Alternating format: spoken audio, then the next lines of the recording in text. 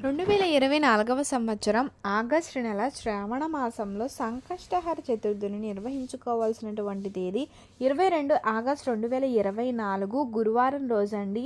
ఈ రోజున ఉదయం వినాయకుని పూజ నిర్వహించుకొని ముడుపు కట్టడానికి శుభ సమయం వచ్చేసి ఉదయం 5 గంటల 1 నిమిషం నుంచి 6 గంటల లోపు ఉందండి.